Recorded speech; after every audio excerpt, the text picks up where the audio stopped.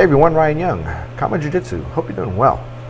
So I want to do another video today on answering a question from one of you viewers, or me. I don't watch YouTube, I listen to YouTube, but so I'm a listener, right?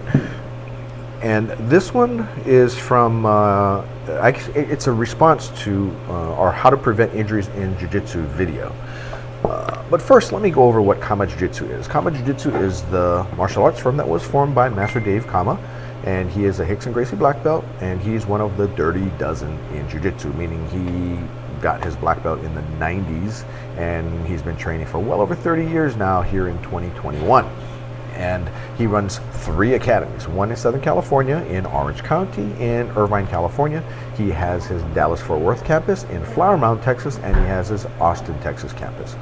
Feel free to come by to any one of those 3 campuses and come visit us. We'd love to have you.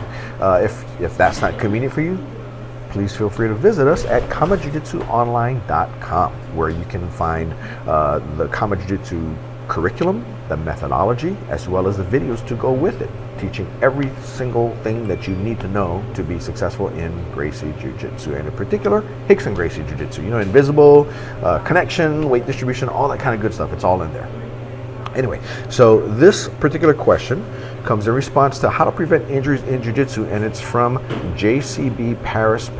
And he's been a very active respondent to a lot of our videos and has contributed some great comments to our videos, and I want to thank you for that, first of all.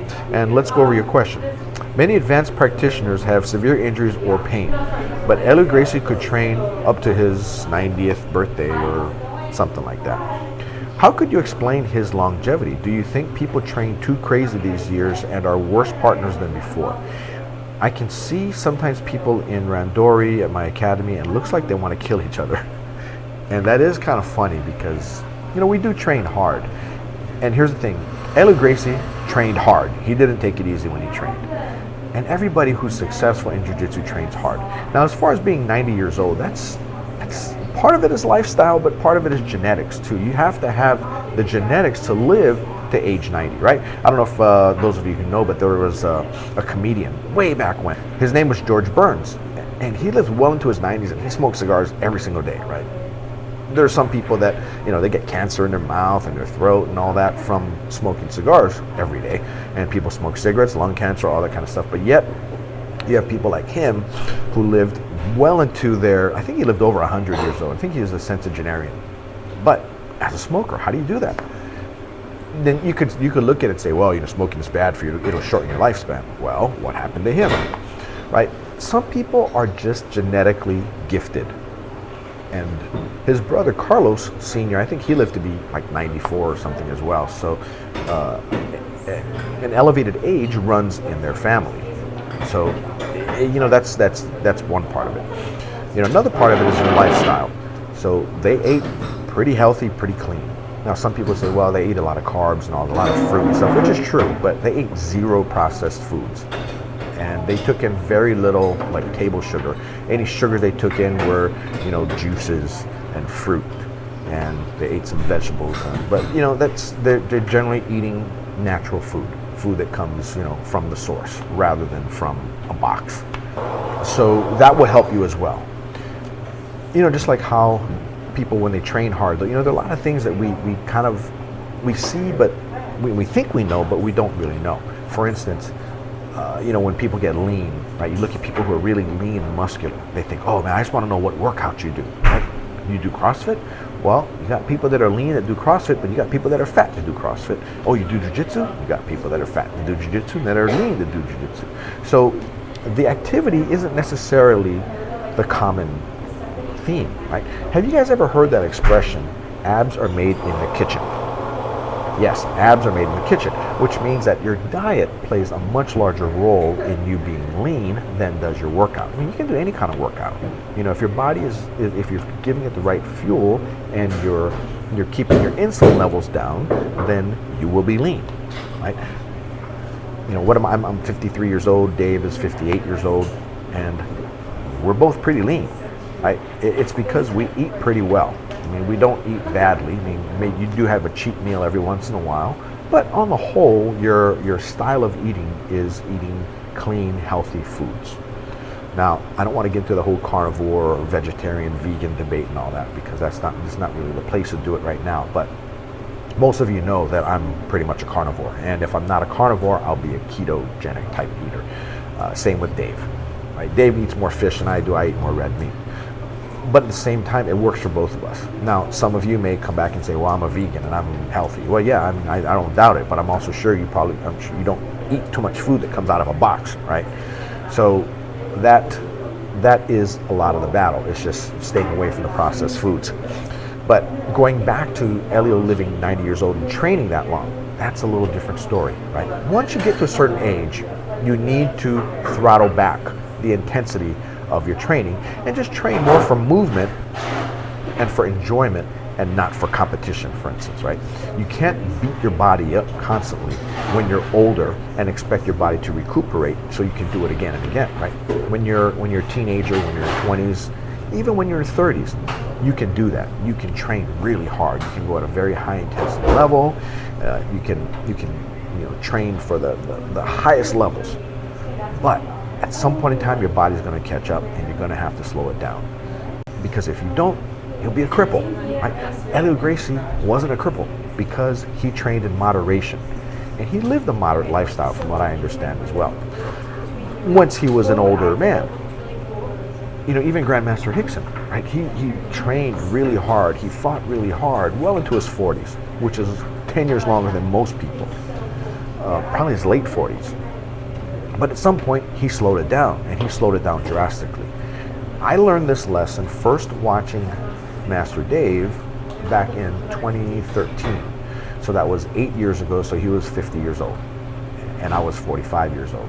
And I had a particular student who was deep in the blue belt, was very athletic, very strong, very fast, good sized guy, about 190 pounds ripped. And he was maybe 5'10" or so. He was in his mid-20s and just an athlete. And he and we'd battled it out. And I always had to make sure I won. I was 45 years old at the time. And then when I left town, California, I turned him over to Dave. I said, Dave, he's your student now. So I went there to watch the first lesson. And I saw Dave playing very defensively, very safe, and not really trying for anything. And I know what Dave can do because I was always the victim of it when I was training. But for some reason, with this particular student, he wasn't doing that. And I asked Dave later on, I said, why weren't you going after him? He says, I'm 50 years old. I gotta kind of scale it back. Now, when I really think about it, he's not saying I'm thinking about it. This student was really strong, really fast, about Dave's size actually. And whereas when Dave would train with me, he could go harder with me because I wouldn't beat him up. Because number one, I'm not gonna make any kind of sudden moves that would, tweak a joint or something. But at the same time, I'm not really big enough to smash him, whereas this kid was big enough to smash him. And Dave just protects himself, just goes into protect mode. And I get it. And I didn't get it at first. I thought to myself, because man, Dave, why don't you go after him? I didn't say that to him. I just asked why he did it. And I thought about it. And after he says, I don't want to be a cripple, then that made sense to me. And guess what? It actually resonated with me. And about when I turned 50, I started to slow it down. And you can ask a lot of my students, they remember when I was training hard every night. But I don't do that anymore because I like training, but I don't like recuperating. Recuperating from injuries, right? And there's and I mentioned in another video, the Pyrrhic victories. I don't like Pyrrhic victories. I'd rather just stop and just tap and say, good going, you did a great job, and encourage them and teach them something else because they're doing it well enough. Why am I going to battle with them? I'll do that maybe once a week where I'll train as hard as I can. But then again, I'm always thinking about, I need to look at how I'm going to train tomorrow. I do privates several days a week, and I'll train in my privates with my students. But even then, I have to kind of watch myself. But I'll train with my private students more often than I'll train with my group class students, only because there's more of the group class students. And it's less controlled because your opponents are kind of going through a gauntlet of opponents. And They're a lot bigger, a lot stronger, a lot faster, and like I said, I have to protect my body so that I can train when if I am lucky enough to live to be 90, I can train that long. And for those of you who are older, you have to kind of think in those terms as well. At some point, you realize, and I start to figure this out. At what age typically does it make it to where it's hard to learn jiu-jitsu? Now, does that mean that you should not learn? No. You should learn jiu-jitsu whenever you can, right? You could be 70 years old. You should get on the mat. You could be 80 years old, and if you're just discovering us right now in jiu-jitsu, by all means, try it. But you're 80 years old. And since you're 80 years old, you can't try to keep up with a 20-year-old and expect the same results, because you're gonna break. But luckily for me, I started early enough. I started in my 20s, in my early 20s. So I had those years where I could go hard and I could fight really hard and deal with injuries in a really quick way and get right back on the mat. Right? My time has already come and my time has passed. And I'm sure with Helio Gracie, he did a lot of lessons. Like, people would go, hey, I want to learn from the Grandmaster himself, and go down to the ranch and book a private with him, and you're not going to train with him. It's going to be him imparting knowledge on you, right? That's what the session is. So he might train a little bit here and there, but everybody who ever took a lesson from him at the ranch knows that, he's a senior citizen. So you can't expect to beat him. And in fact, I saw a red belt, and I can't remember his name, but he's recently passed. But he was training with a student that was a descendant of his, through his lineage. And this particular black belt was just training very nicely with him. Wasn't trying to catch him or anything. But this 75-year-old red belt was moving spectacularly well for a 75-year-old. But you could tell that they weren't going hard. Maybe the red belt was going, he was elevating his heart rate for a 75-year-old, but the black belt, who was in his 20s at the time, was just going very easy, just playing, having a great time, relishing his time training with a true grandmaster in the art, and they were just having a great time. It wasn't, there was zero ego there. Nobody was trying to beat anybody. It was just to do this beautiful art that we call jiu-jitsu.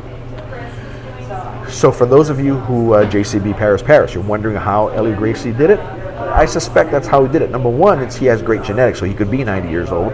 But as a 90-year-old, he trained to the day he died, from what I understand. He's doing it in moderation. You get to a certain point in life, everything has to be done in moderation. And that's really the key. Enjoy the art for what it is. Don't try to be what a 25 or 30-year-old would be. That's my advice to you. Anyway, if this video, if you made it this long in this video, please like the video. If you do or don't like it, it's up to you. And if it's a video that resonates with you, please share it with somebody. Somebody else could probably benefit from this as well, from this old man advice. Anyway, that's all I got for you. Take care and happy training. Bye now.